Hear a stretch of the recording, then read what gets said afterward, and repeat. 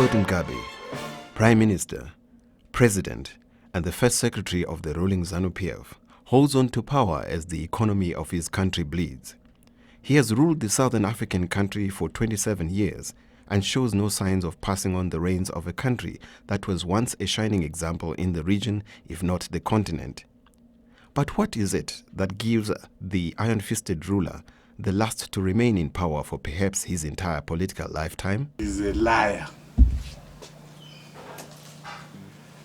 He's very eloquent, but there is nothing beyond the eloquence. There is nothing.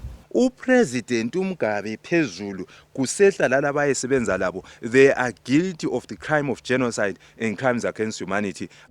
According to Peter Stiff in his book Cry Zimbabwe, Independence and 20 Years On, Zandla seniors spent time under instruction at the Nanking Military Academy in China. Zandla learned the concept of using violence to force people to support them from the Chinese. During the armed struggle, when they arrived at an area, they would pick up someone from the village, a headman, teacher, or wives of civil servants, and execute them right in front of the people. Kill one and frighten 1,000. And that strategy seemed to work. The Pungwes certainly did work. Zandla used all-night meetings called Pungwes to mobilize the masses. There is a strong belief that these meetings were violent and at times were designed to instill fear in the masses. They will torture them in other ways, they will rape them, they will then start killing. Or sometimes they will begin by killing before they will torture people as a way of mental torture itself. Say they take one or two people from the crowd at random and then they shoot them. After shooting them, and then they say, this is what we are here to do. You will understand that is mental torture, is psychological torture. It makes a person say, well, I'm the next one. I'm going to be killed.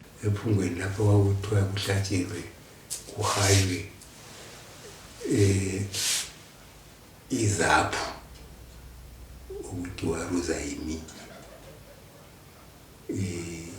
besikuthi waluza ngo abantu ababekade behlatsheliswa lapho kwakufanele bahlabele kakhulu beqakeza kuthathwa amankazana lapha labafazi lababatsha esibabiza ngolwethu ulimi sithi abavana ngesikhathi kufunwa ngaso la ngesikhathi afunwa ngaso ahanjiswe ngodlakela esiya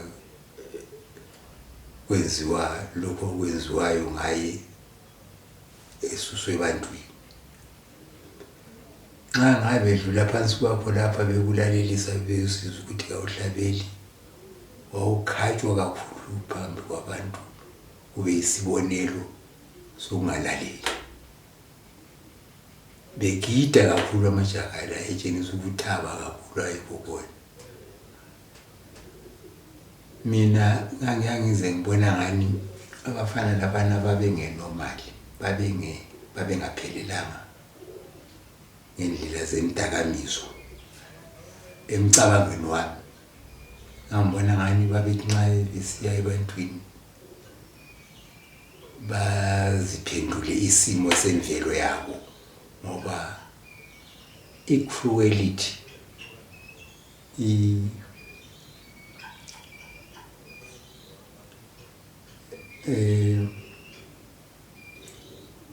udlame ababeyilonona lesihluku ababesenze ebantwini asilingananga umphefumulo womuntu ozelwe umuntu sasingaphambili kulalokho isihluku sabo kasilala khona amaphungu senzu okolosi phovyalamba sichama amaphungu sibuthele imali sidunisa futhi. On 3 August 1983, Prime Minister Mugabe announced that a new military formation called the 5th Brigade was being formed. He said it would be used to deal with dissidents and any other crisis in the country.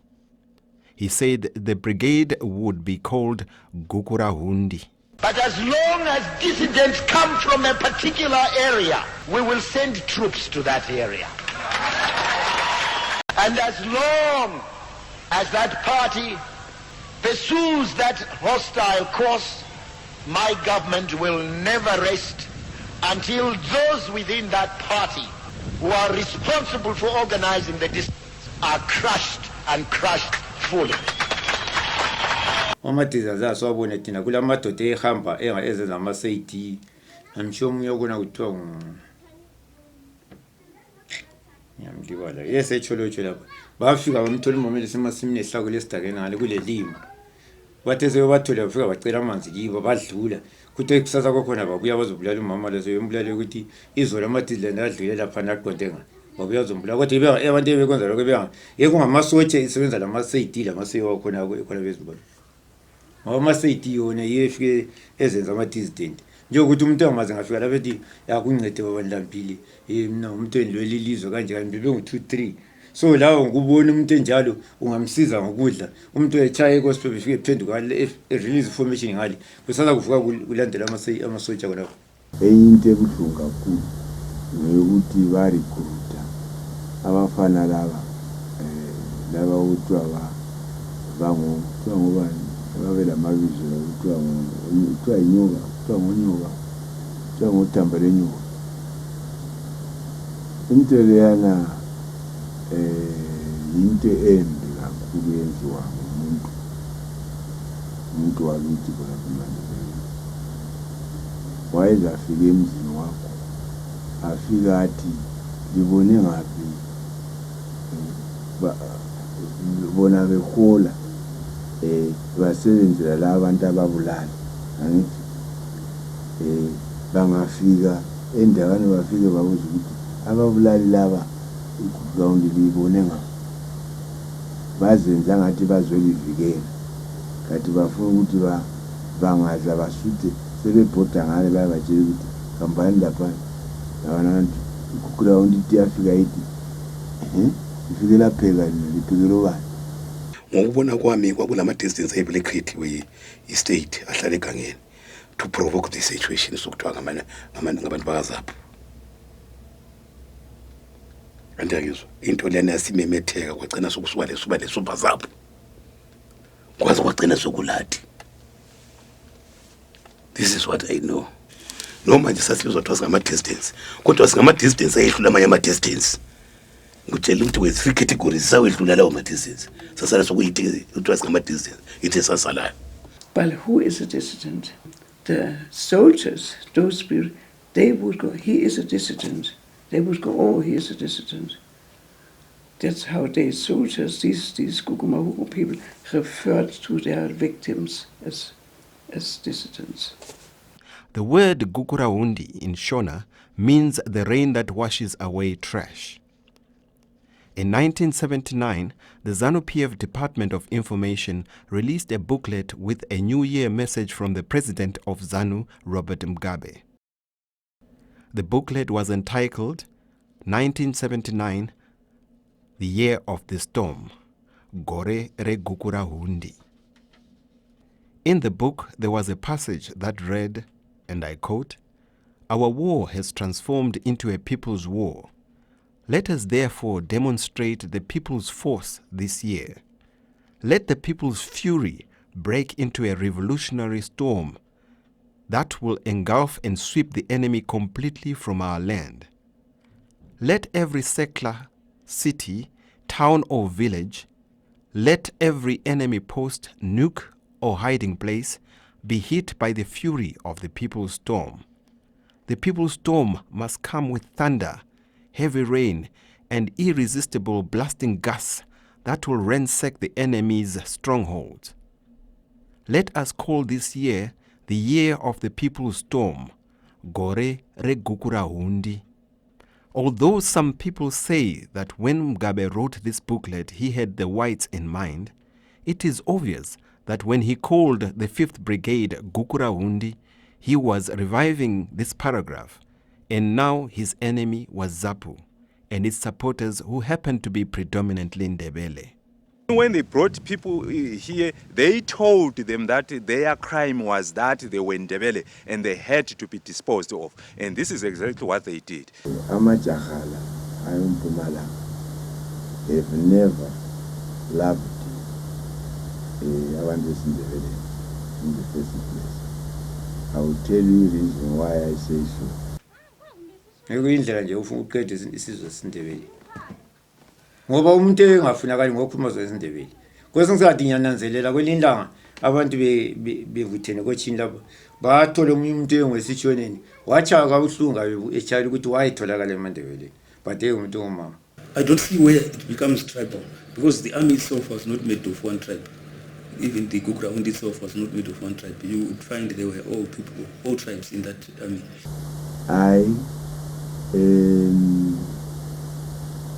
Kwakungaba le 1 2 laba bangene bengazi ababengene engene vele sesayinile elishuthi futhi otherwise akulandebele la ngabulala umuntu walo babe bulala futhi indebele ikamela ngamehlo ngoba even kumaro liblock wawuthula khona ngabe kusetha into esindebele wawumbone nje ukuthi hayi uyatrapana. And if those disturbances had happened in Matabeleland, I don't see why the Robert Mugabe government would not have operated in the same manner in Matabeleland or Masvingo or I don't know, Marsh West or wherever. Such a development, the only difference is that the government of the day was made up of people who were coming from a guerrilla warfare, and they knew how complicated it was to fight and destroy a guerrilla uprising. So they were using tactics that they knew that they were using in the bush themselves as a Zanla force. So they knew that you had to go and destabilize the communities so that they don't support these people. So it unfortunately adversely affects the innocent people in that unless you stop the communities from supporting those people, you will not be able to clamp down on a guerrilla force. Zanla was for Shonas, to liberate Shonas, not from even white people, but from the Ndebele people. It's clear like that. There were Shonas who felt Ndebeles should not have been here and they must be exterminated. They must not be allowed to enjoy anything that makes them feel they are a people. So the leadership basically set on making sure that the cadre, the Zanla cadres, are taught to hate Ndebeles and to fight Ndebele. And in this instance, Joshua Nkomo was the target. They lost an election and told lies that amavota hamba achithelwe emfuleni. Do you see the foolish Ndebele? Joshua lost. I was on the leadership. Yes, I knew he couldn't win, and he didn't win. There are those who believe that Mugabe wanted to revenge because the Shona people were defeated by the Ndebele led by Mzilikazi Kamachoban. When you kill, you must soothe your heart. It's very important to do that. Nobody enjoys killing. When they kill, they've justified the killing. Otherwise, your heart tells you don't kill. That's a normal human being. So these people used to raid our people. These are Ndebele people. They used to undertake raids into Mashonaland. They killed a lot of people. That's excellent. Then it sort of soothes your heart. Then you can kill with impunity, with justification, as it were. So that is as far as I can go with the ethnic element. Babevele besithibona bafuna inkomo ezathathwa inkomo zabokhokho babo abesishoneni ezathathwa ngokhokho bethu esindebeleni kufuneka ke basibulale sonke babuyisele inkomo zabo kibo njalo besithi bona bonke abantwana besindebeleni laboyise labonina balempopo so kufanele ukuthi bazobulala bonke labo bantu ukuze bathathe izifuyo zabo lezi ezathunjwa ngokhokho bethu ngoba lapho usulanda ngembali ukuthi inkosi yethu yokugcina lapha anti kuvele kube ngulobhengulu eyathi sizibonga inkosi ithi ngumzaco omnyama ochaya izinkomo namadoda bona babafana beGukurahundi base bezifuna lezo nkomo inkosi yayizibonga ngazo 1983 base bezifuna bona abantu inkosi yazibonga ithi ngumzaco omnyama ochaya izinkomo namadoda ingqungqulu emadolo abomvu ukuguqa izingazini zabafowabo ezibonga ethi ngumkhathi wakuzimangile okhathwe ngezindlela ezifitshane akula nkomo ezathatha ngolobhengu babe lenkomo babe ithatha umzilikazi wa dabuka khona lezulu elenkomo ezimangalisayo namhlanje zikhona awubakhona inkomo ezithiwa ngamatshona ngokuza inkomo ukugaba waya ngakusa ngakho inkomo ngaphandle athi yena amabutho ayihamba ethatha abafazi bakamambo bona labantu abasibulalayo so bantu bakamambo abantu bakamambo ngabenyanda yibo ababevele be-occupy abantu bakomongo occupy ilizwe lesimama uba betshela ukuthi ama-dissident ngabantwabenu enelibafida njalo thina kuthiwe ninje yabona i-AK yami kuthiwe ngibulale 11 amandebele ukuze ngihole nxa ulalanga 11 hayi yabe ngasebenzanga. The other school of thought is that Mugabe wanted to deal with the opposition once and for all so that he could establish a one-party state.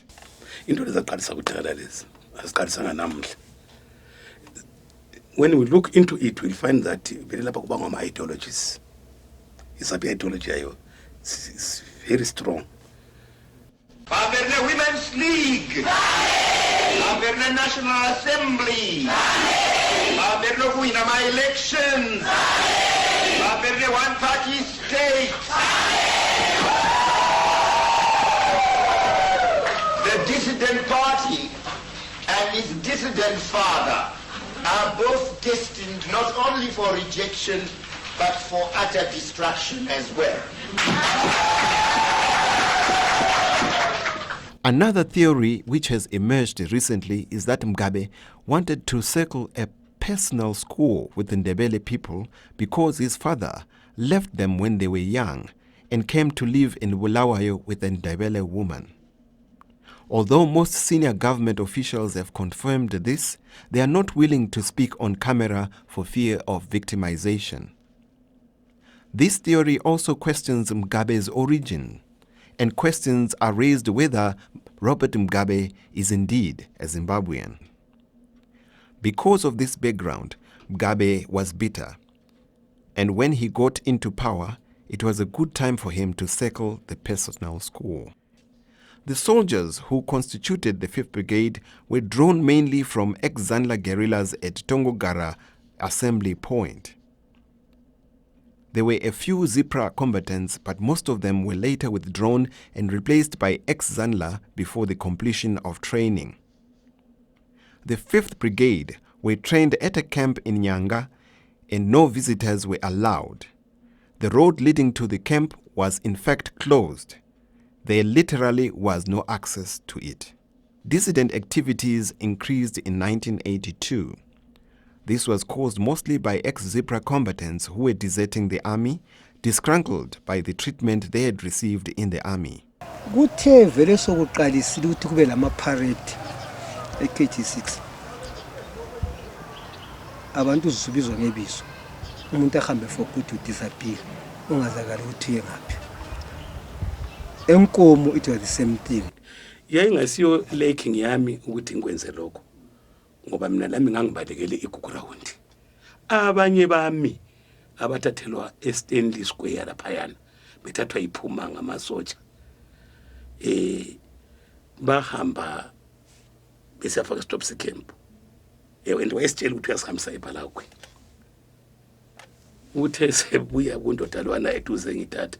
Mina kwabe isotsha lafika kimi lathi, "Iwe uriyaliwe." Ngathi hayibo ngasisti ngangakwazi phela ukuthi kuthiwa khona chef ngangakwazi ukuthi chef kutshona. Yiko ngithe sembondwane sehambile singizwe abanye ukuthi bathi chef lami ngathi chef ndakanganywa zidupha. On February 7, 1982, Prime Minister Mugabe announced that arms caches had been found on Ascot Farm 35 kilometers north of Bulawayo, which was one of the properties owned by ZAPU company known as Nitram. The weapons included AK-47s, mortars, pistols, missiles and anti-aircraft missiles. What would be the reason of us planting weapons? What would have been the reason? In Zipra, I don't know in Zanda, in Zipra, what would have been the reason? There's no reason whatsoever. Because we were an open conventional army and we were training our fellows, they were trained. We would have had camps everywhere. Just as what happened in Tumbane demonstrates that. Why didn't we have arms caches here? Why did it have to be necessarily people coming from Harare to come and dig those arms caches where our soldiers were? Aye. Izikali yes ngenzakala zimeza ukuthi abazichisa inkomo ngenzakala ezabo zimeza ukuthi ababezote ngaphela zingala lutho ngenzakala but lizana nganje South Africa batata uyisikweleze namhlanje siyamangala thina ukuthi uTawombeni uya negotiate lo muntu amaziyo esasila ekambi prison uTawombeni evalelwe ngoba babethu. You see, you cannot just unleash Gukurahundi on a people without justification.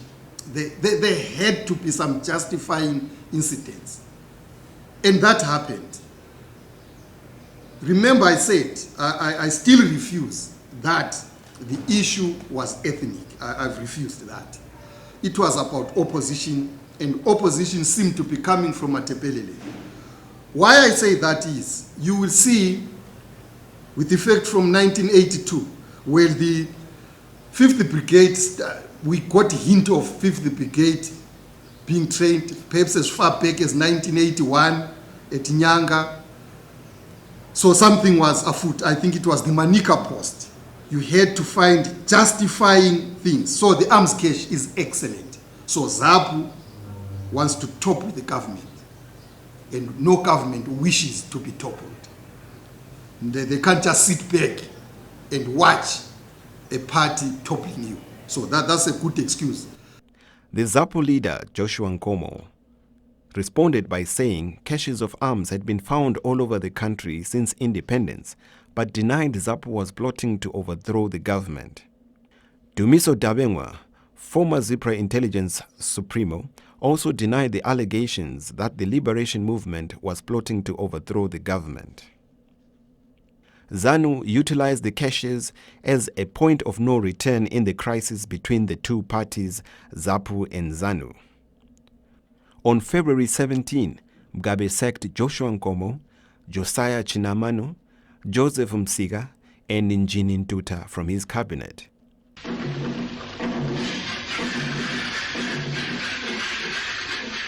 Good evening. In the bulletin tonight, I've decided to drop from the government Mr. Joshua Nkomo, Mr. Josiah Chinamano. On 11 March 1982, Lieutenant General Lookout Masugu and Deputy Commander of the National Army, Dumiso Dabengwa, were arrested by the CIO. Reports of people being brutally tortured started to emerge. Camp yangikhona laphana kwakunzima kakhulu. Sisangeniswe waningi. Kwakunzima kakhulu. Sasisenzwa ama-S-tray, ama-toilet. Umuntu engezofuna ukuchema uyathikamisa ikhanda phezulu echemeni. Engezofuna ukuthinta ifliti yakhe egwayi liyani. Uthintithele emlonyeni wakho. Shawa ngovolovolo lapha uzuvuvuke so ukhukhumale. Uchawa so konka kwaphambili kwavolovolo. Kona esiphaqeni. Baka kuze ukhukhumale ubone sokule dundu lelingaka so. Umhlathi le ivuka ichile ngaphakathi. Ichiswa izidombo zegwayi. Nxa bethi baqeda uyajikela. Bengaqalisa vele kuba i-S-tray. Kumele ukuthi mpaka beze beqeda ukubhema ngikhona uzakwanisa ukukhafula lokhu uvala umlomo. Bazabuya komunye futhi nxa befuna. Mostly had broken limbs. Mostly broken limbs. terrible bruises on the back. They were beaten up on the back, on the stomach, women between the legs. Terrible injuries, really, very sadistic injuries. That were the major beaten up. That was beaten up. They came with blown up heads where they were beaten up with a gun, with the butt of the gun. And so I cannot agree that they are carrying out any excesses at all. The dissident activity will eliminate, I can assure you. We have treated them with kid gloves all along, but we are going all out now to crush them, and we'll crush them. Regime yamakhiwa ibile tactic enjengeyabo laba bantu. Bebekhipha amabutho abo bawacecise abe ngamagorilla. Bese ngokulwa kwabo laphana bangadubulana bathathelana izigqoko usiyabuya lwana umuntu esengani uligorilla azwe behave ebantwini azenze umuntu onguligorilla ezothatha information ebantwini lapha ngathi uyathengisa ngayo laba bantu babebuya lapha bazenze ama dissident bona bafike ebantwini bazenza ama dissident bengayisiwa ama dissident so ngendlela ezihlukeneyo kithi kwakusiba kukhulu ukuthi lo dissident ngokwakhe ngoba kwakusenzakala ukuthi bakufice umntana munju lapha ekhaya bakuthathe bahambe lawe bayehlala lawe egangeni bakwenza ungagezi ube isinephu bakwenze enye into engaqedakaliyo bese bekususa lapha enqeba kusenjengekhezi khona le kumbe njenge enkayi khona lekhachana lapho ababenanzela ukuthi awaziwa khona umuntu bafike bese bekudubula bahambe lawe ebantwini bathi sikuleli dissident nanti lapho uyaweswaba isinephu awusakami inwele sezakhula behamba lawe ehlahleni usugcwele utshani lawo lobhima ekhanda lapho lokugeza ugezi okwakuwe ukuthi bebekunika mbijana ukuze ungafi kodwa ucake ngenxa yokuphatheka usiyafika abantu abana sebekholwa bethi leli dissident sibili ngoba ehlala egangeni anti yambona ukuthi njani ngenye izinto ababeyenza leyo.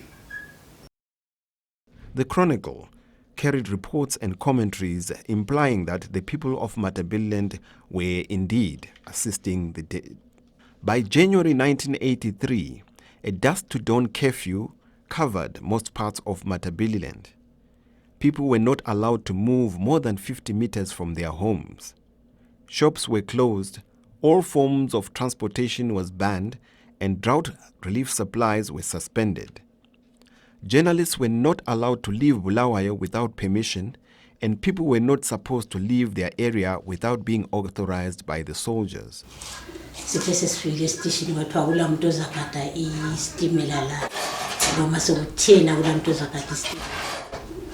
Lalanini lithi lingavuka livuke liyethatha incwadi wosipaper ukuthi lizazo zincwadi zokuthi liphakathi ike ukuthi ephakathi naphakathi khonapho sekulokho kudojwa abantwana bebhodiswa ngale yabona bayeberechwa atha ngarecha umntwana kuthiwe uzakatha njalo njalo lokho kusenziwa njalo abami engangihamba laba amankazana amabili ukuthi bala wathiwa kabahambi yikho kwasekuthiwa mbani wazisishona la nazi sithi sishona nyasasi kwathi usuzatolika konke siyabe sikukhuluma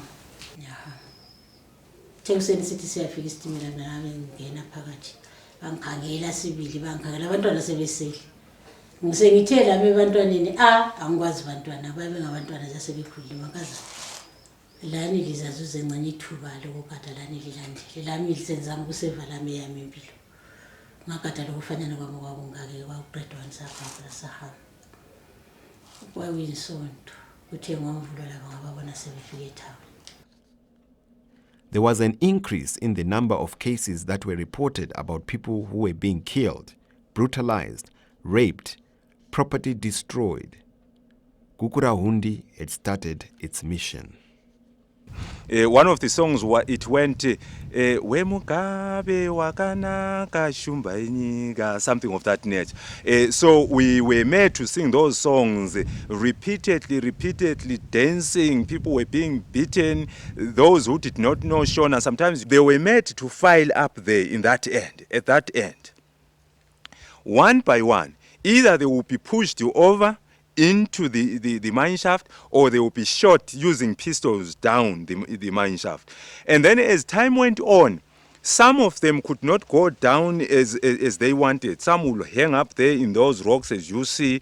And then as they saw that they could not efficiently dispose of the evidence of genocide that they were committing here, then they changed. They moved over to that one, which is much more straight and deeper, so that they could hide the evidence of their activities. Ecology Center, ngale kwakutoko mavela ekule camp road department.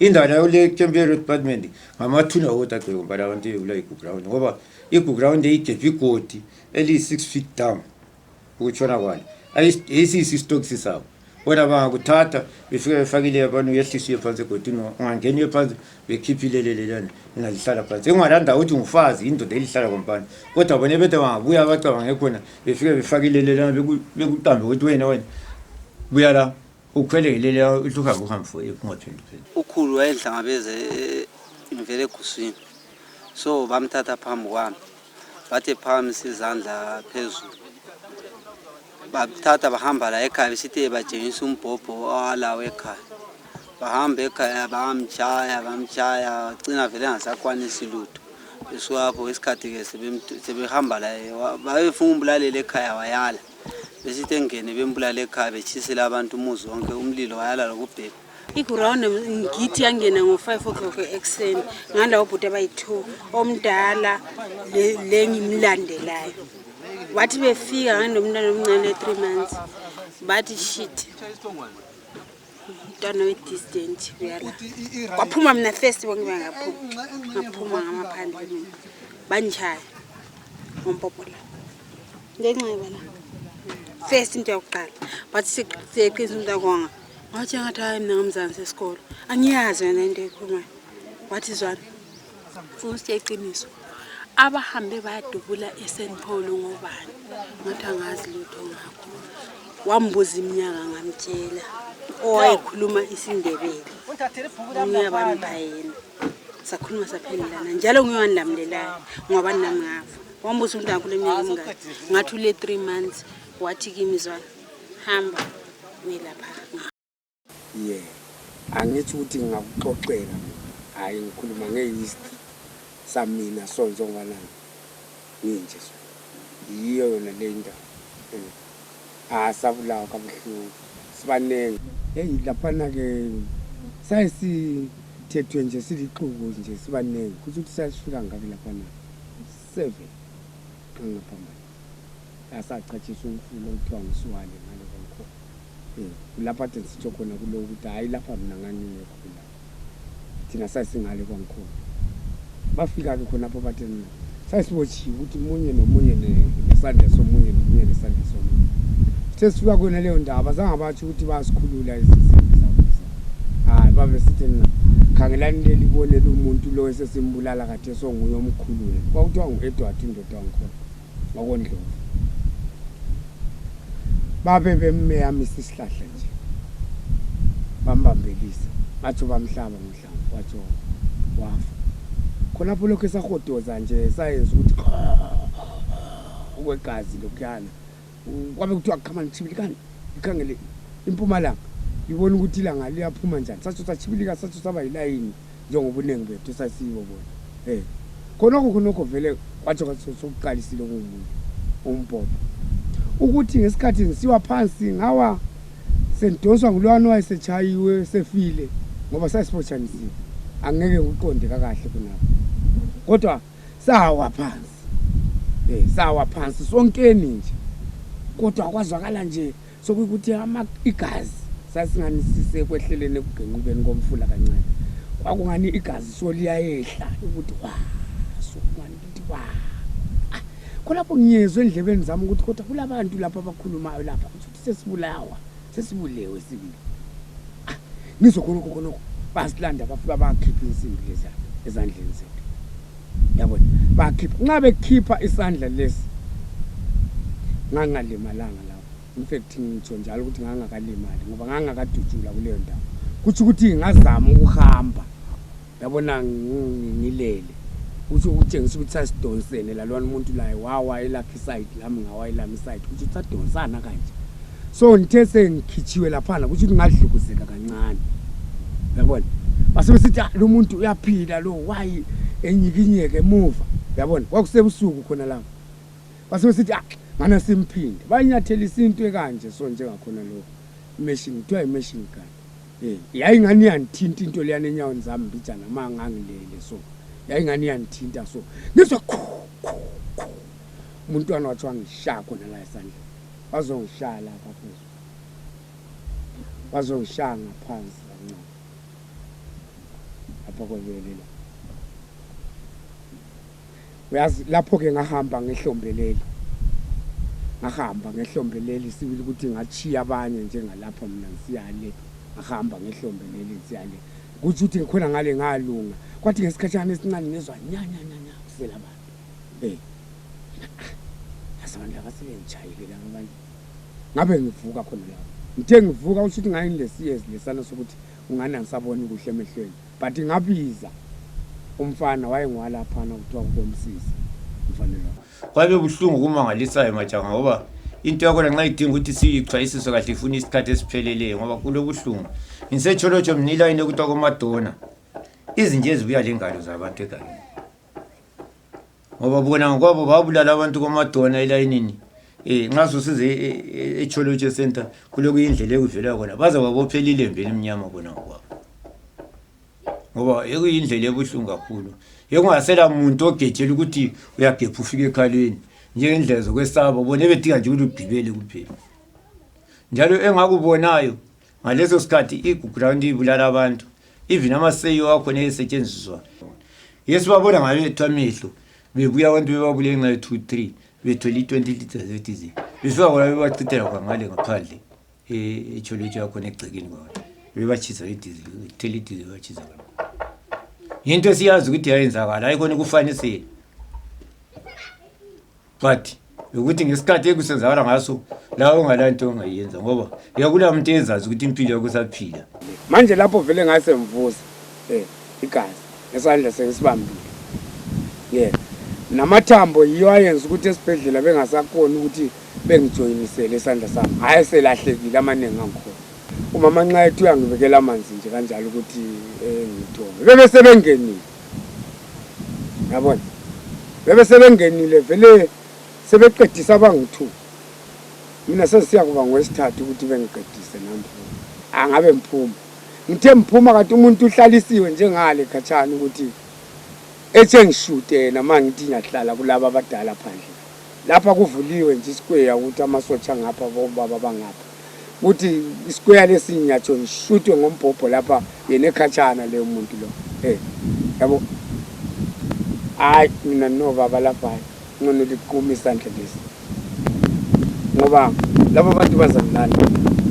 Babathi ngiza kuqhuma ngokuthi mntanami nayi thathani isaha lenze ndisahe ngoba mina ngangikamukele lapha. Lapha ngangikamukele khona. Ngingaqamukelanga lokho ukuthi isandla sonke lesi njengobana sesifitshane so. Sayenzwa ikubona.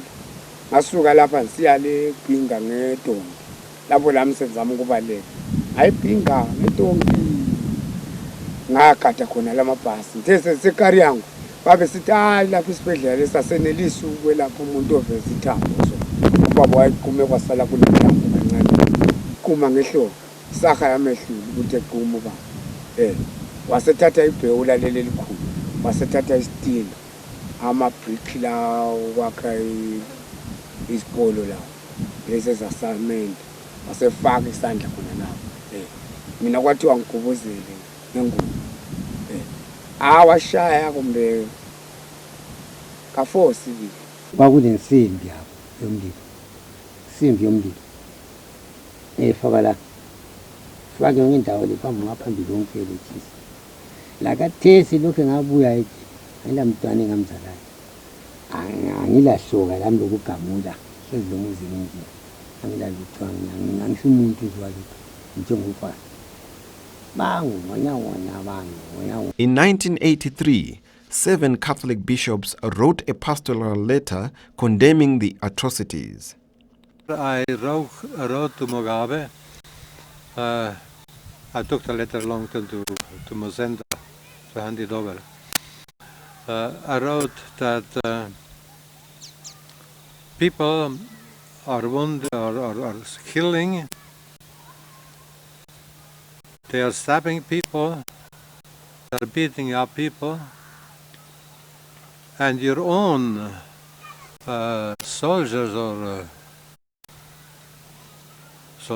who they say, we are sent by Mugabe to kill. I mean, it was a long table. Mugabe was sitting there and said, come and sit here. I said, I sit here. But I was 2 or 3 seats away from Mugabe, but in the same room. And then the administrator said, there was somebody else talking and still. And then he said, Doctor, have you got something to say still? Would you like to add something? Because I don't know what we have been talking before, because I thought Mugabe had come to find out about the atrocities. I thought that was in my mind, because we are full of this. But I don't know what we have been talking, but I've come here, this is, you can make this statement repeatedly, because I am German. And I don't want to be accused later on when these atrocities, what I witness, are known, are published. And I, as a German, experience it all close by and have kept quiet. That's why I'm keeping it up for myself. That's why I'm keeping up my reputation as a German. So what have you got to say? And so I don't know what you've been talking before. But I opened my handbag, a smart little handbag, and had a list of all those injured people in this handbag, which I had presented, the list I had presented before the week in the PMD. And here I've got all the people injured, and so. And Mugabe was sitting there listening.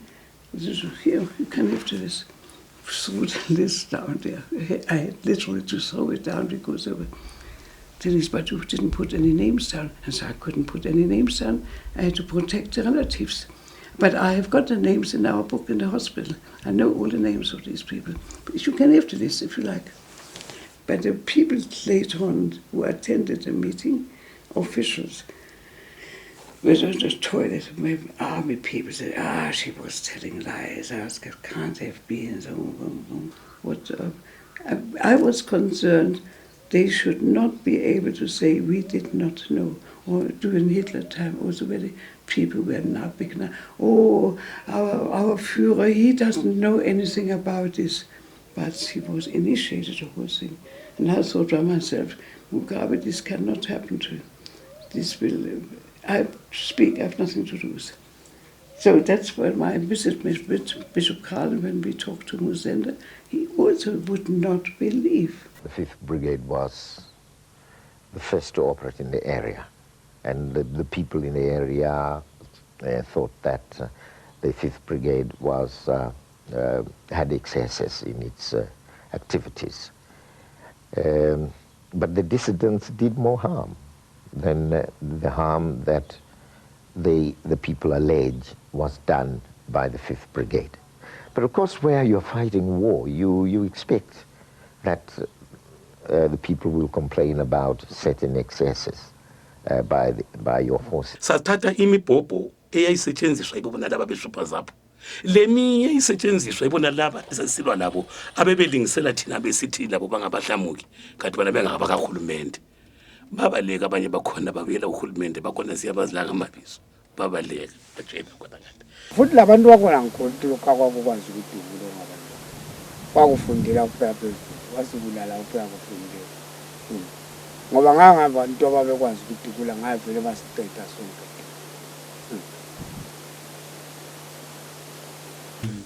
Hayi babengakwazi. No. Mina ngaze ngabhala incwadi kunina ngalapha. Umbali president nomntana president abanazisitshana izajana lababathi channel Gukurahundi phela angiboni lutho lapha kuna force ngachana la mina lapha. Ukutrain eyinye ngachana 6 brigade bonke babaleka bayigoli baqele igoli soka bakhona phakathi. President and prime minister train abanye mana kuna lutho lapha.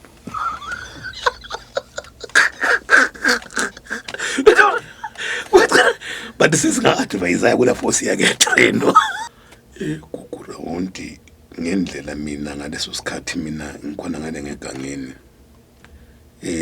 ngepolicy ngangikhangene njengepolicy yama-China le Korea ekubaneni babevele bamele baqede izaphu ngokwayo bamele baqede izaphu ngokwayo iyuzi leyana asesithi ngamasoja iyuzi hey, people's militia.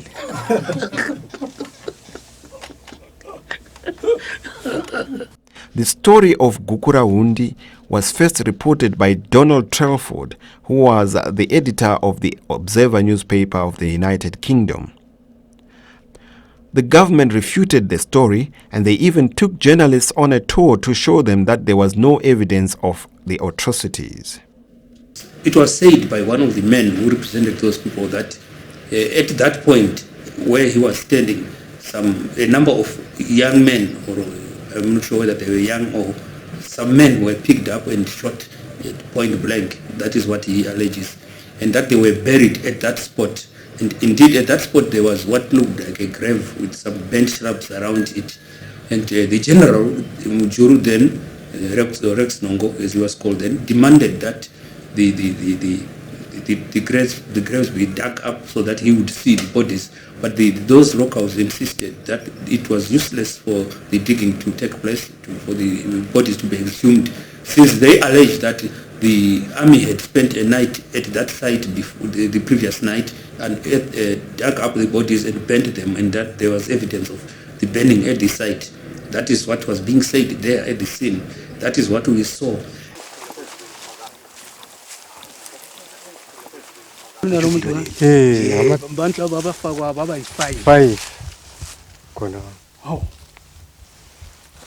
So maybe mtala ilitheli lomfowenu la lingasisela nje ukuthi maybe babo laba beze bebuthwe bonke kwakulo teacher lapho kwakuthiwa umkhwanazi sebesiyathatha umkhwanazi ngale bebabuthanisa konke kwakugcwele lapha labantwana besikolo bathathwa isikolo sayisiyilesi primary bathathwa konke labantwana besikolo babuyiswa khona bafoliswa la lapha bangu-5 abangu-5 balapha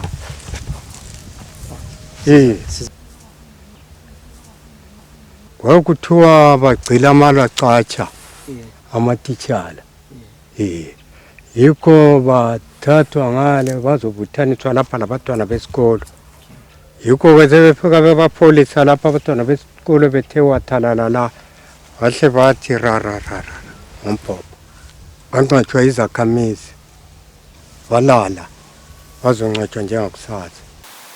I was a victim myself, and I lost even 2 sisters. It was about 2 kilometers or so away from our homestead, and I was looking after our keki, just with some few heads of keki. Now I met these soldiers. They spoke to me in Shona. After answering them, we thought, you know, when someone speaks to you in a certain language, and if you know the language, you answer back. And I answered back, and I had learned Shona from my cousins who were coming from Mashonaland. So I spoke to them in Shona. Then they started accusing me of being a sellout. Why am I in Matabeleland but yet can speak Shona? So I was beaten for just that. They used a lot of things that will include some shamboks. They used even some big logs, some mopani logs.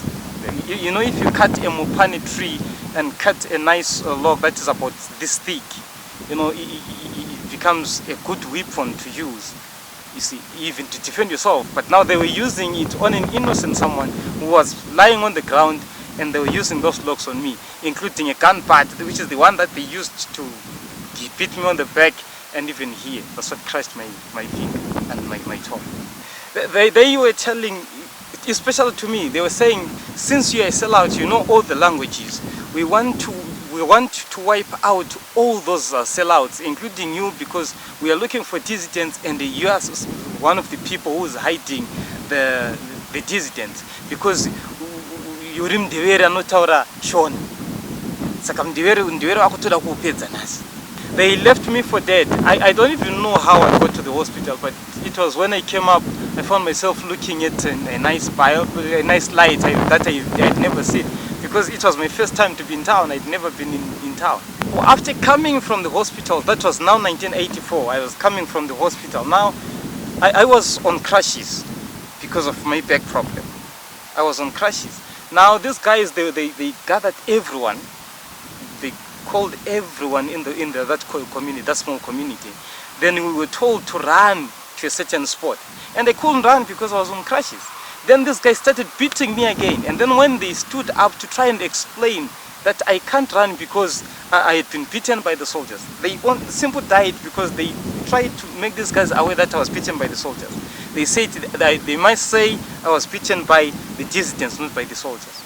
So they were sort of covering on what had happened to me. So they shot my sisters, point blank. I saw them being shot. Actually, I had a t-shirt that I had kept. I don't know whether that t-shirt is still there at our farm. Because that t-shirt I kept them so that it will remind me of what happened. My sister was shot and some blood did stain my t-shirt right in front of me. And I was looking point blank. For the first time to see a corpse, I saw my two sisters being shot, point blank. And then there was this woman who was pregnant. I think it was about 8 months. The pregnancy was about 8 months old. And then they took a bayonet in front of a gun. Then they ripped open. They were saying they want to see the child of a dissident that is inside there. Then they operated there, just like that. And then she died on the spot. And the child, you know, innocently, they removed the child, dumped it there, and then they left after killing about 3 or 4 people. And you know, the bad part of it, these guys will ask you to sing whilst they were doing that. They will ask you to sing while they're killing someone. Even when they were operating this lady, we're being asked to sing and dance. For our sisters, we had to bury them because these soldiers just left. But otherwise, if you go to areas like just near our homesteads, Kumbudzi, Nyandeni and other places, they had some places where they will go and dump, especially some disused mines. They will go and dump those people inside there, and you will never see them again. They were saying we are part of the dissidents because we are the Ndebeles, and most dissidents are Ndebeles. Ironically, Nkala was a cabinet minister during the Gukurahundi era and is linked to some of the atrocities. He vehemently denies these claims. At the time, there was an outbreak of dissidents, and the army was deployed. Yes. This is 83. Are we agreed? Yes, yeah. I agree. I'm in the Ministry of Finance.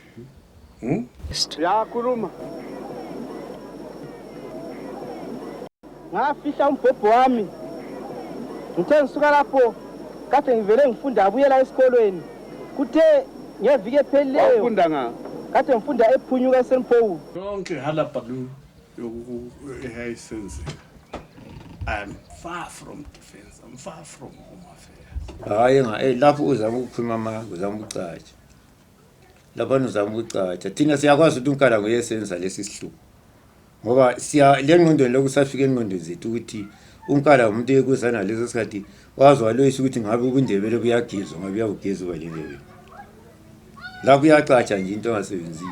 Sihlala simuza even ku studio 7 lapho kwesinga nxa ethola ithuba ekhuluma into ezingasebenzi. Unkala ngoyadalelwa ukala kithi esindebele. Owathi sikasafika kodwa leso sikhathi ngoye operator le 5 brigade. Njalo iwota yena ngikwaye ukubulala. Nguye baphungana. Mina mhlawumbe ngichawunka le econnectology center. Ngani nguyisa commander wangikhona. Ngoba leso sikhathi anti yena le position ephezulu kwezana. Yabe nchanga indukula ngamahloka. Engathi special okufikeni kwami ukuthi ngiqamuke mina. Engakubona kwakuqala. Ngaqala ngachanga ngoyedwa ngempama. Ngithe ngiyavika omunye wanchanga ngikwa ekhanda la. Kwabe kucina kwami kubona. Ukuthi ekucinana kwakhona ngachanga ngani kwasuka uhamba njani. Ngivele ngake ngikutshile ngoba lami ngomunye umuntu evanga ukuthi ngabe ngabulawa but ngasinda nje ngakwazi ukuthi ngasinda ngiphindile. Kodwa ngathi ngiyathi sentiya ngiyaphapha ukuphaphameni kwami ngathola mina sengiqamba umhlati lesandla esonto bona amathambo la segcekile. So So isandla sami lesi singasebenzi kwathatha isikhathi eside singasebenzi ngoba uyabona ithambo leli lasuka kweliye lakhwela la phezulu. So into embona ukuthi ngiyayazi ukuthi iGukurahundi iyakwenza yini. Fear still reigns supreme, and up to today, a lot of the victims and witnesses are afraid to recount their experiences. I think at some point there's going to have to be a concerted national effort to deal with all of these issues and to reconcile, and in particular at this stage to reconcile Matabeleland with the rest of the nation. I remember this other day I was watching ZTV and then the leader of this country, that pained me so much. He stood up and said it was a time of madness. And I asked myself, whose time of madness was it? Was it his time of madness? Because he is the one who was commanding that, I believe. Because if he wasn't commanding that, he wasn't going to save anyone. But the fact that he is saying it was time of madness, I'm asking myself, whose time of madness was it? Was it the time of madness of the soldiers or of his? Gukurahundi, the storm that washes away the trash, has silenced most voices. But will the victims remain forever silent? Perhaps not.